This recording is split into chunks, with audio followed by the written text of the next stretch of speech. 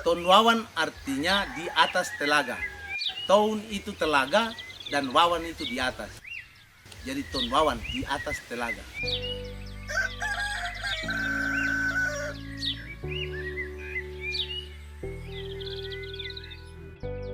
Terjadi peperangan di mana-mana.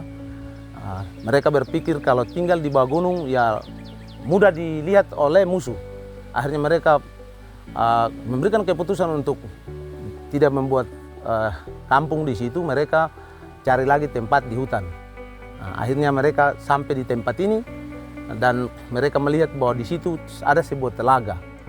Sebuah telaga, dan setelah sampai di situ mereka mengeringkan telaga itu dan mereka membuat desa sampai dengan orang sini.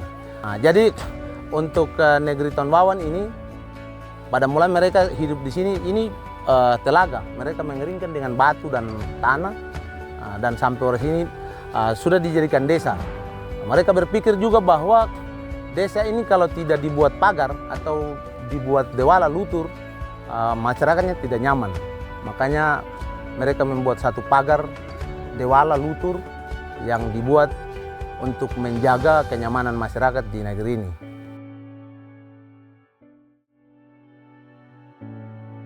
Di ujung selatan Provinsi Maluku, di antara gugusan Kepulauan Moa, terhampar sebuah desa yang tumbuh dalam ketenangan alam dan kearifan hidup. Desa tersebut, Desa Tonwawan. Desa ini dikenal dengan bentang alam khasnya. Gunung Kerbau berdiri kokoh, memayungi hamparan sabana yang luas. Di tanah ini, kerbau dan kuda bergerak bebas, menjadi bagian dari keseharian dan sumber kehidupan masyarakat.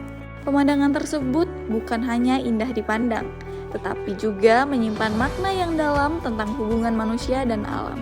Kebersamaan tumbuh secara alami dan nilai gotong royong terus dipelihara.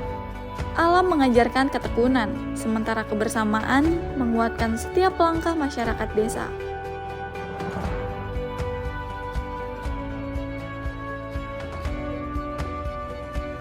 Di tengah kehidupan yang sederhana, budaya tetap hidup dan bernafas. Tarian adat seperti Yorwoy, Nyek Launen, Lelana, Welke, dan Romkokoy diwariskan bukan sekedar sebagai pertunjukan, melainkan sebagai ungkapan rasa syukur, penghormatan kepada leluhur, dan peneguh identitas masyarakat Desa Tonwawan. Di bidang pendidikan dan kesehatan, Desa Tonwawan menjadi pusat layanan bagi masyarakat sekitar. Sekolah-sekolah, fasilitas kesehatan, serta tenaga pendidik dan kesehatan hadir sebagai fondasi dalam membangun kualitas sumber daya manusia desa, terutama bagi generasi muda. Dengan luas wilayah sekitar 120 hektar, Desa Tonwawan menjadi rumah bagi lebih dari 1.800 jiwa yang hidup berdampingan dalam keberagaman aktivitas dan peran sosial. Disinilah denyut pemerintahan kecamatan berlangsung, sekaligus menjadi ruang bertemunya tradisi, pelayanan publik, dan kehidupan masyarakat sehari-hari.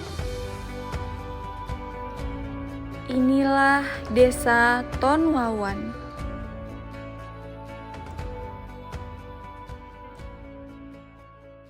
Perkenalkan, nama saya Dumoster Herman Tetrapoik, Kepala Desa Tonwawan. Berbicara asal-usul Desa Tonwawan, saya tidak menceritakan seluruhnya. Mungkin sekedar saya menyampaikan, sebelumnya saya minta maaf. Berbicara menyangkut asal-usul Desa Tonwawan, pertama kita ini kalau dibilang betul kita keluar dari salah satu desa di sebelah timur Desa Klis. Desa itu namanya Letwaru.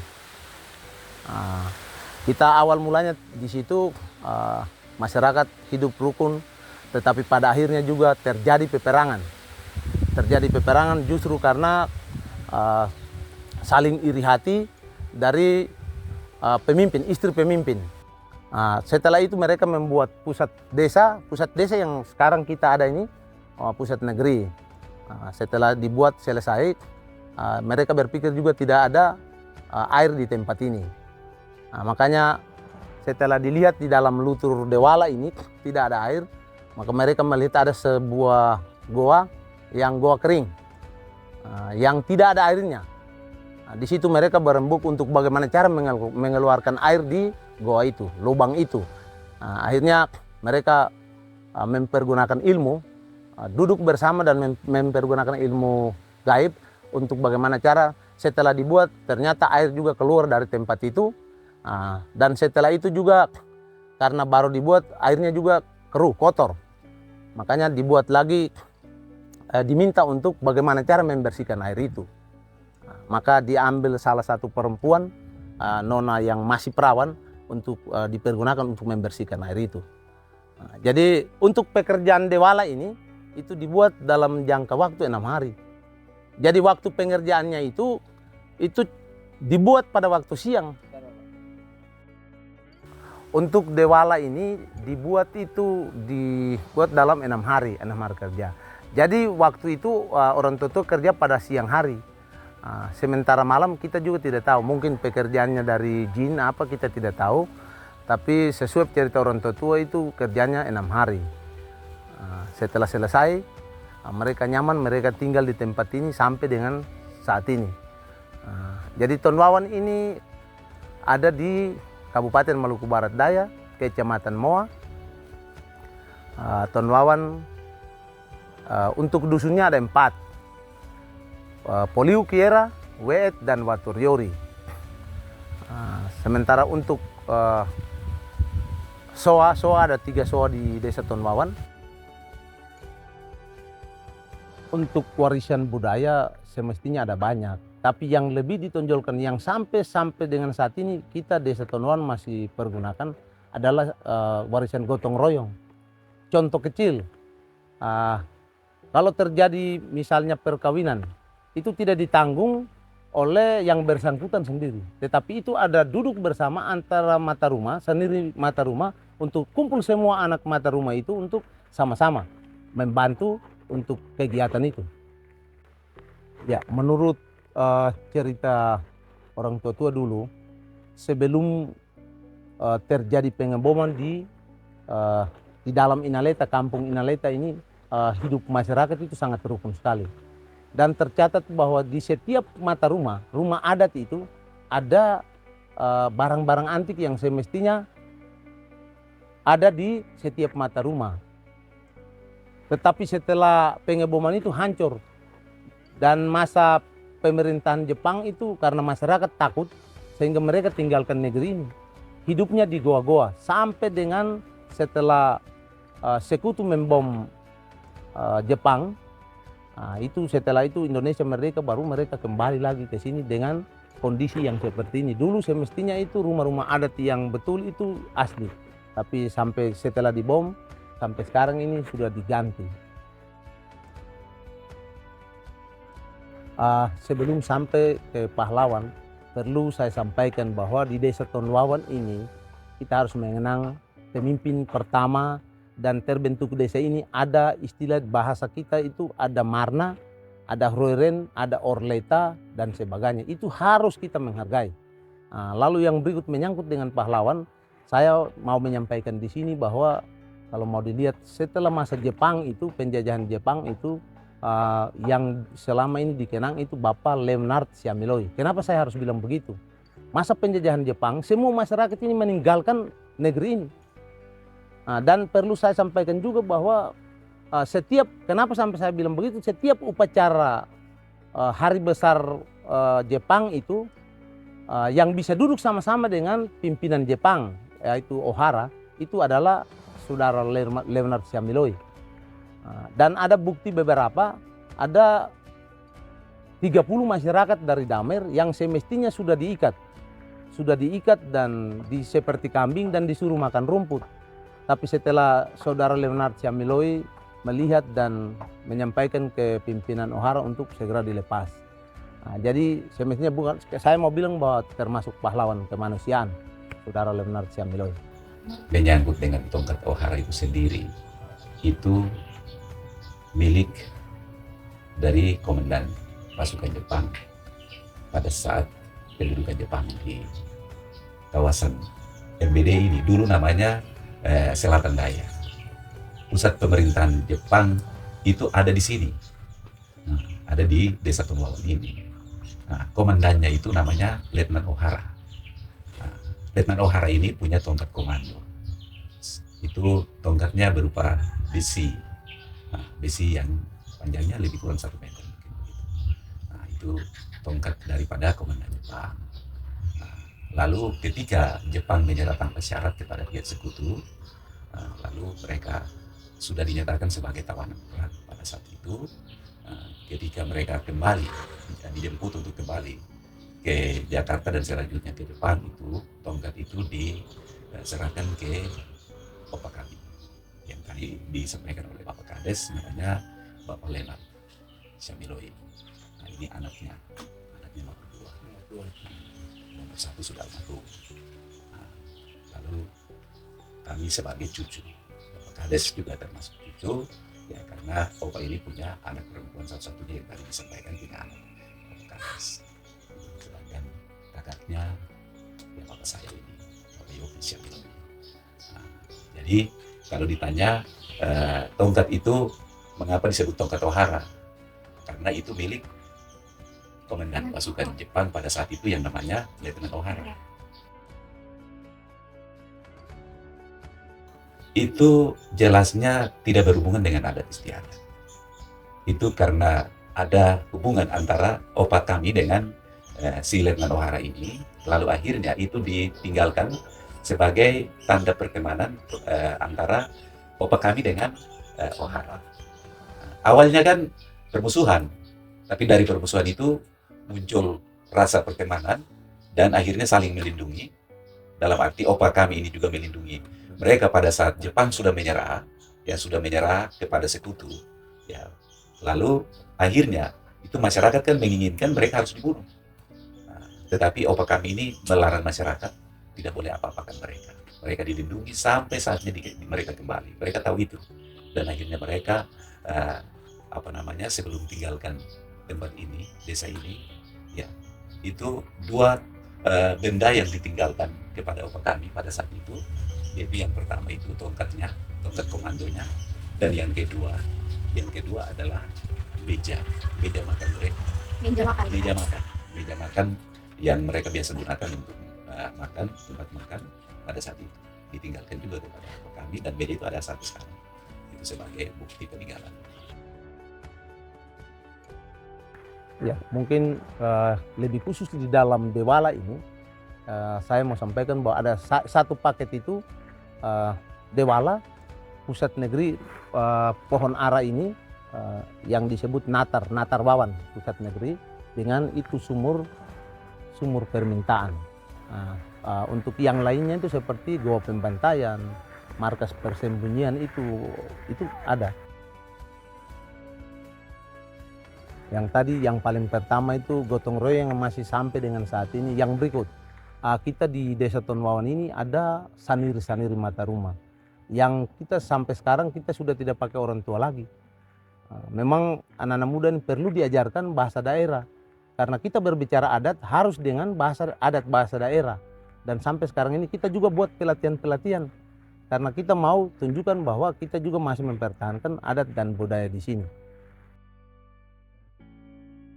Perkenalkan dulu, nama saya Soswater Nahakleki, jabatan Sekretaris Desa Tonwawan. Iya, untuk prioritas pembangunan di desa 5 tahun terakhir ini dalam 7 bidang. Jadi yang pertama dalam bidang pendidikan, di mana Desa Tonwawan memiliki 4 taman kanak-kanak atau PAUD yang ada di desa dusun, dan memang untuk bidang pendidikan itu menjadi prioritas pertama dalam pembangunan Desa Tonwawan.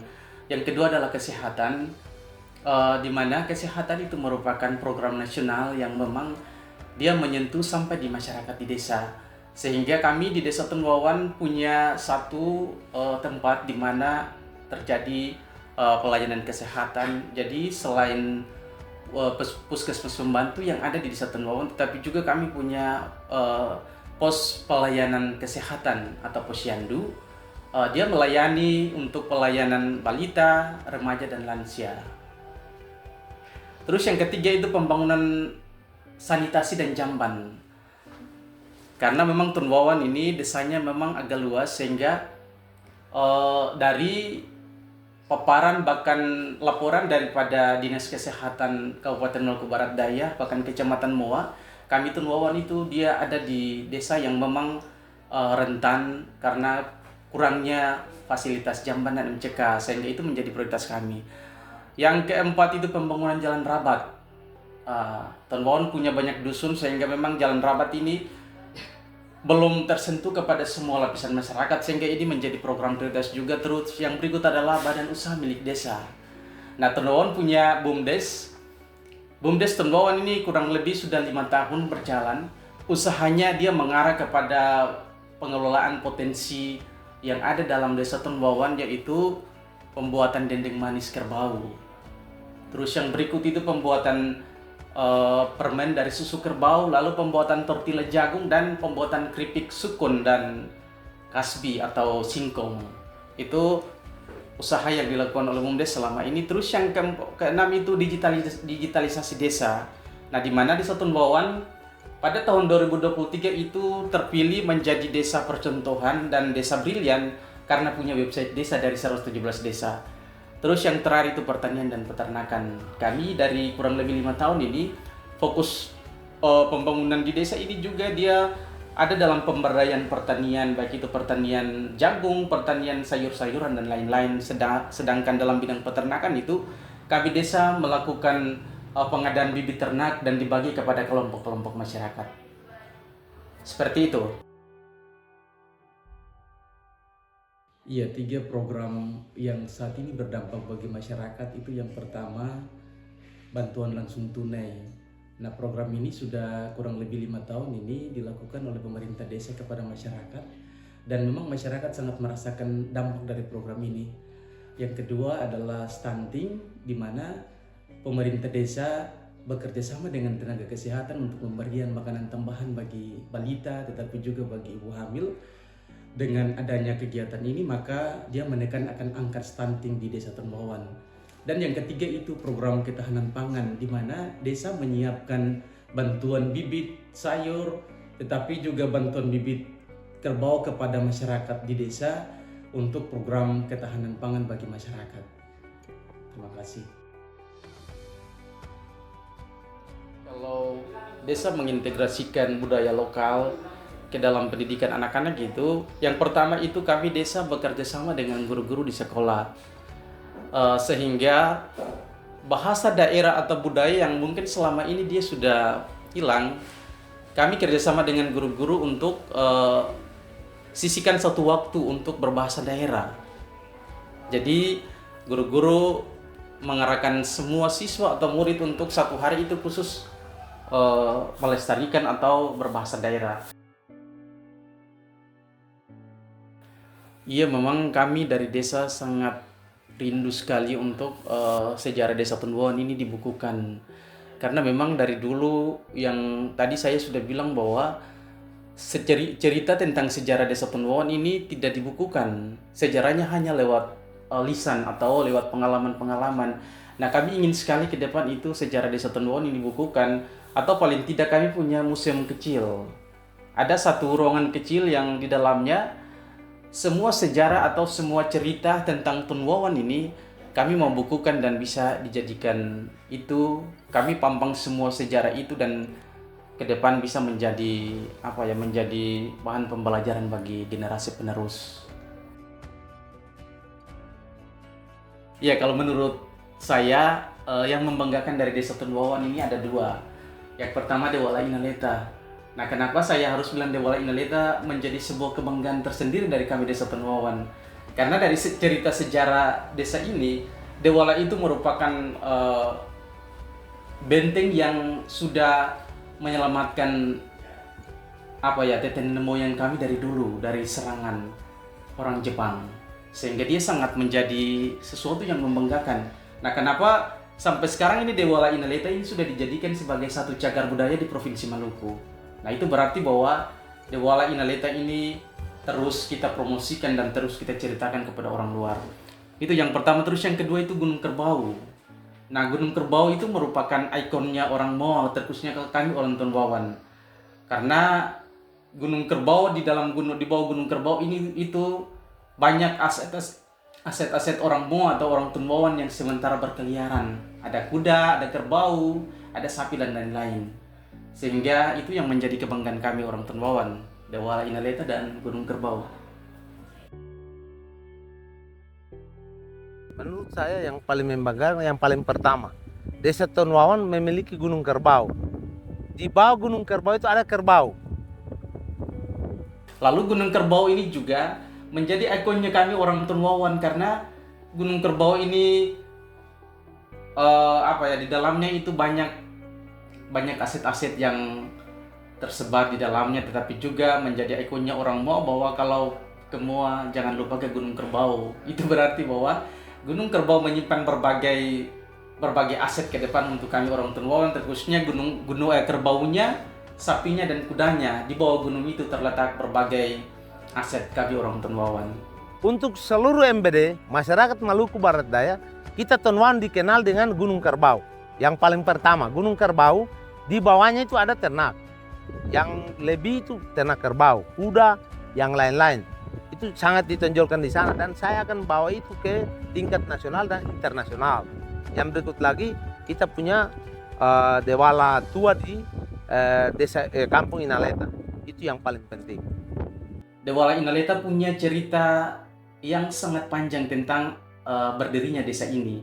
Sehingga yang akan kami tunjukkan kepada orang luar, baik itu di acara nasional atau internasional, bahwa Desa Tonwawan menyimpan satu aset sejarah, yaitu Dewala, yang akan menceritakan kisah lahirnya desa ini kepada orang luar. Karena Dewala Inaleta ini ada sebelum Indonesia merdeka, pada tahun 1942 sampai 1945 seperti itu.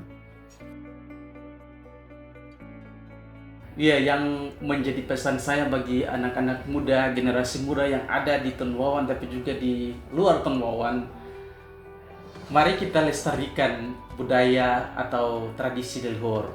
Karena budaya dan tradisi leluhur itu mengajarkan kita tentang nilai-nilai adat kepada orang.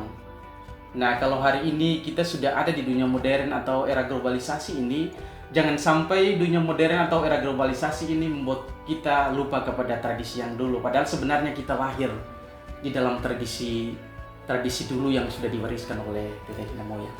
Untuk pesan saya untuk generasi muda, walaupun kita sekarang dunia digital, yang saya berharap apa yang sudah disampaikan atau disampaikan untuk leluhur itu paling tidak dikembangkan. Contoh kecil, budaya kita, bahasa kita itu paling penting. Kenapa? Karena untuk rahasia negeri ini ada di bahasa daerahnya.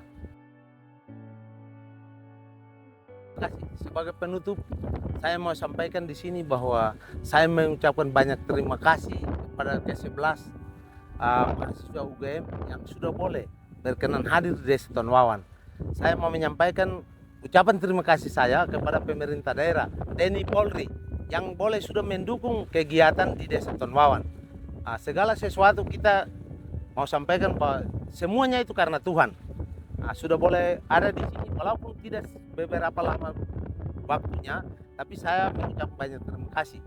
Yang berikut lagi, untuk semua netizen, semua masyarakat di seluruh Indonesia, kalau mau cari hal-hal yang unik, datang saja ke Kabupaten Maluku Barat Daya, Kecamatan Moa, Desa Tonwawan. Segala sesuatu nanti dilihat di Desa Tonwawan. Kami mengucapkan banyak terima kasih kepada mahasiswa KKN UGM Angkatan 2025. Lewat daripada kegiatan ini, kami Desa Tonwawan bisa mendapatkan banyak hal, terus lagi lewat membantu kami dalam proses pembuatan profil desa ini. Semoga ketika adik-adik kembali ke UGM, tetapi juga di tempat asal, jangan lupa kami di orang Tonwawan. Tetap kita menjadi saudara. Ya, walaupun nantinya sudah balik untuk melanjutkan studi di UGM, tetapi jangan lupa kami orang Tunwawan yang sudah sama-sama ada. Walaupun hanya 1 bulan, tetapi kita sudah sama-sama ada dalam proses pembangunan di desa ini. Semoga sukses untuk kita semua, baik itu adik-adik tetapi juga kami di masyarakat Desa Tunwawan. Iya, kami mengucapkan banyak terima kasih kepada pemerintah daerah Kabupaten Maluku Barat Daya atas kerjasama yang baik dengan kampus Universitas Gajah Mada, sehingga kurang lebih 3 atau 4 tahun ini mendatangkan mahasiswa KKN dari UGM ke Maluku Barat Daya, khususnya Pulau Moa. Hari ini kami di Desa Tunwawan kami mengucapkan banyak terima kasih untuk kerjasama ini. Karena hadirnya mahasiswa KKN UGM di Pulau Moa memberikan dampak yang baik bagi kami masyarakat, khususnya di Desa Tunwawan. Pesan kami buat mahasiswa KKN UGM adalah ketika nanti kembali di kampus UGM melanjutkan studi, semoga bisa diberkati dalam tugas tanggung jawab. Kalaupun nantinya sukses, jangan lupa kami di Maluku Barat Daya dan khususnya di Desa Tunwawan. Sekian dan terima kasih. Kalwedo. Sekian dari saya, Kepala Desa Tunwawan, Kalwedo.